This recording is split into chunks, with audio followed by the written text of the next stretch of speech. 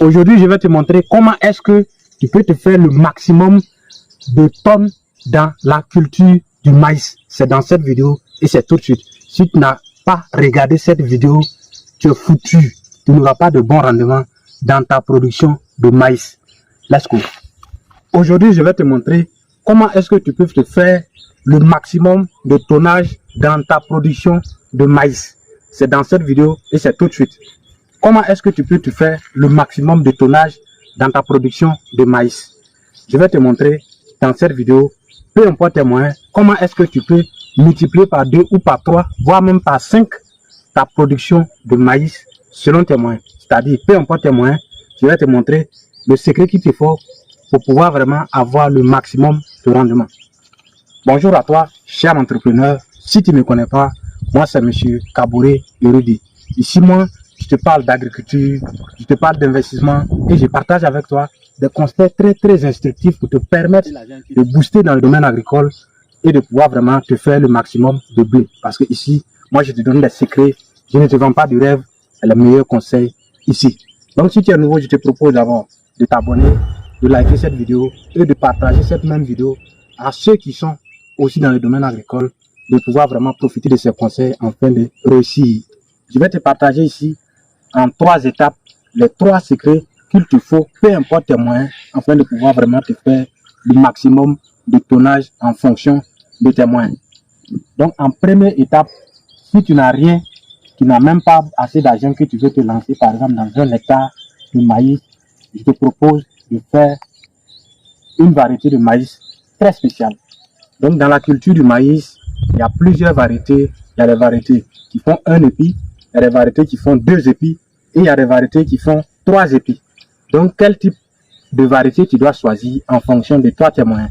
Donc, en première étape, toi, si tu n'as pas de moyens, je te propose de faire le maïs à 1 seul épi. Donc, voici ici, ça c'est le maïs à 1 seul épi. Dans cette première étape, si tu n'as pas les moyens, tu fais le maïs à 1 seul épi.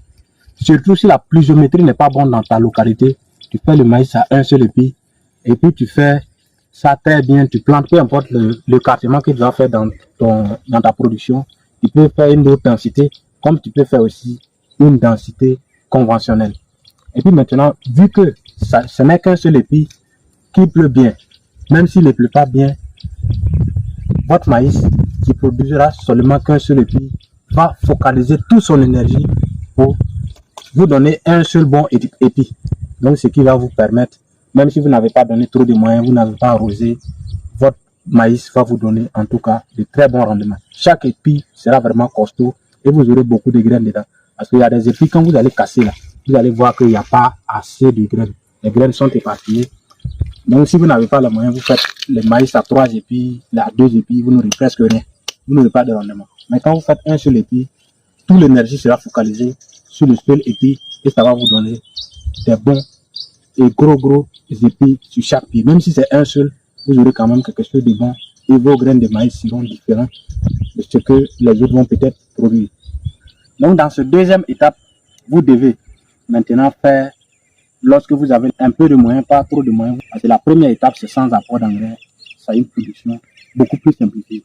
Mais si vous allez faire par exemple des apports d'engrais et que vous n'avez pas de système d'irrigation, et que chez vous encore, la pluviométrie est très bonne, vous faites les variétés à 2 épis. Vous faites les variétés à 2 épis, la pluie va bien gérer. Si vous faites les apports, ils auront assez d'énergie pour vous faire former ces 2 épis qui vont faire. Donc avec ces 2 épis là, vous aurez quand même déjà un rendement multiplié par 2 que ceux qui font le maïs à 1 seul épi. Mais dans ce cas, vous avez une bonne pluviométrie et vous avez fait des apports d'engrais. Écoutez bien, n'allez pas faucher et puis venir dire que je vous ai vendu le rêve. Si vous avez une bonne pluviométrie, vous faites des apports d'engrais, vous pouvez faire le maïs à 2 épis. Ça va vous donner un rendement multiplié par 2. Donc maintenant, dans cette 3e étape, vous devez faire les maïs à 3 épis. Parce que ici, vous allez bien vous approcher un peu. Vous allez voir ici, 1, 2, et puis il y a un 3e derrière là. Un 3e ici.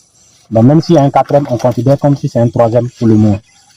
Donc, si vous avez sur vous un bon système d'irrigation, vous avez les moyens pour pouvoir faire des apports d'engrais. Même si vous n'avez pas de bonne pluviométrie, si vous avez les moyens pour installer votre propre système d'irrigation, ou vous ne dépendez pas de la pluie, vous avez les moyens pour faire vos apports d'engrais, vous pouvez désormais faire la variété à 3 épis. La variété à 3 épis, vous faites une haute densité. Au lieu de 40 000 pieds par hectare, vous faites jusqu'à 70 000 pieds ou encore 100 000 pieds par hectare. Si vous voulez aussi les meilleurs engrais, nous on a les meilleurs engrais aussi pour vous proposer en fonction du type de variété que vous allez choisir pour faire votre production. En tout cas, ce sont des engrais très spéciaux. Pour ceux qui connaissent, vont en tout cas venir témoigner. Donc, avec ces variétés qui vous produiront 3 épis, si vous entretenez bien, vous faites en tout cas les apports nécessaires, vous ne serez pas à moins de 10 tonnes. Si vous avez en dessous de 10 tonnes, vous devez arrêter l'agriculture et puis partir vous reposer en ville parce que vous ne pouvez pas faire ça comme ça et puis vous allez échouer. Donc, le maïs, c'est pas parce que c'est pas rentable, c'est parce que vous ne savez pas le faire. Donc, je donne ce secret pour pouvoir sauver le monde agricole qui a beaucoup tant souffert, en tout cas en Afrique ici, pour que chacun de nous, peu importe tes moyens, que tu sois pauvre, riche, en tout cas, peu importe ta situation actuelle, que tu puisses quand même faire du maïs qui peut quand même te permettre d'avoir beaucoup d'argent. Et quand je dis beaucoup, c'est beaucoup. Donc, en conseil bonus, si vous voulez planter votre maïs désormais, ne plantez pas 2-2, ne plantez pas 3-3. Vous plantez chaque graine de maïs dans un seul trou. Vous pouvez utiliser les semoirs qui vous permettront de planter les maïs un à un. Si vous avez besoin aussi de semoirs, vous pouvez nous contacter, on va vous donner ce qui est mieux adapté à votre plantation.